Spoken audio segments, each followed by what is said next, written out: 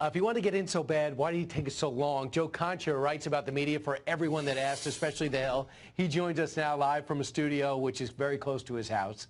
Hey, Joe, first off, is it surprising he got such positive reviews after 3 weeks ago? The touchy-feely Joe didn't really explain himself too well?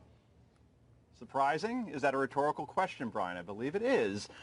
Yeah, look, The View, amazingly, falls under ABC's news division. That's not even seen as an entertainment show, so I'll just leave that there. And I watched this interview today, and I didn't hear any questions in terms of who is Joe Biden. He has been in politics for nearly 40 years, and I honestly don't know what's at his core. And in the end, Hillary Clinton made this mistake, because we saw that in those clips that you played.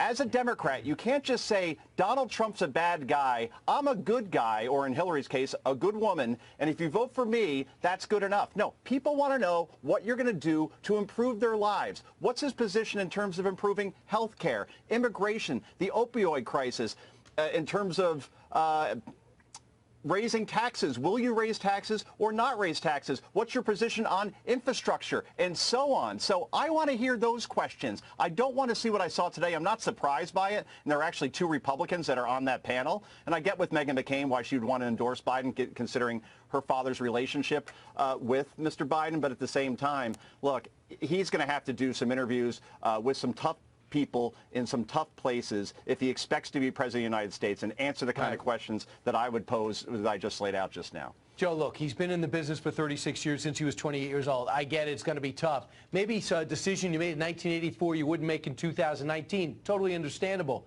But if Donald Trump teaches you anything, it's don't run from it. Embrace it, explain it, but don't apologize for it. I'm not sure what he's doing about 2 controversial things. The Anita Hill situation, as well as the touchy-feeling trend. He hasn't really apologized. He addressed it. And the other thing he did, he mocked right after he addressed it in his poorly done Instagram video. So far, in terms of damage control, you can't give him an A. Oh, no, you can't. He has been in crisis mode for the past 2 months before he even ran, right? And with Anita Hill, I mean, doesn't anybody on The View or anybody else who interviews him going forward, didn't anybody find that completely disingenuous that only after he announced that he decides to apologize to Anita Hill? What was that? Nearly 30 years ago? He hasn't had the time since then, or even when he was running for vice president? So to do that now and say, hey, I'm running for president, I think I feel bad about what I did, I'm sorry. That comes across as phony. Right. And what we've learned, at least from Donald Trump winning, Brian, is that people embrace authenticity. Good and bad or ugly, but be authentic. Don't be that guy. And what happened is he picked up the phone, he called Anita Hill. It's a disaster. She gave an interview to the New York Times where it said, I essentially don't accept his apology, and he didn't really apologize.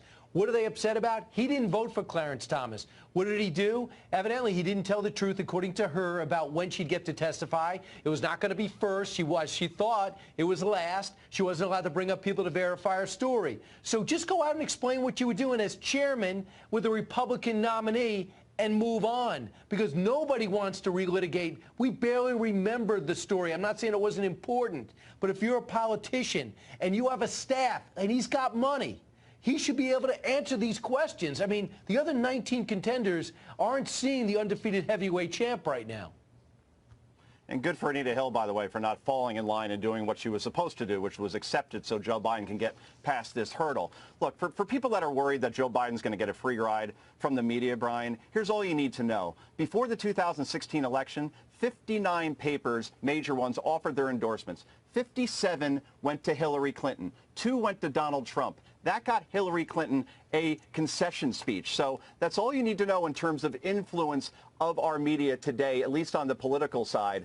And look, the bottom line is that as far as the media putting their finger on the button for Joe Biden, we saw it obviously with Hillary Clinton. It simply doesn't work because half the country does not trust the messenger. It's all white noise. The punditry and the predictions mean nothing to the American people. They'll decide what happens here from debates and a concise message which Biden needs to establish. Besides, Trump is a bad guy. And Joe, I got to let you go, but you understand how controversial it's going to be for him when he did not know how to greet the hosts. He said, I didn't know what to do, to shake your hand, to give you a hug, to give you a kiss, because we're friends. But with Joe Biden to win in 2019, he can't be Joe Biden. That could be a problem. Joe, you're released to go party and go to the club is right near your house, like you do every Friday night. Appreciate it. In Jersey, there's nothing like it, Brian, quite frankly. I know, absolutely. Don't go to Manhattan. You'll get yourself in trouble. Joe Concha. Probably.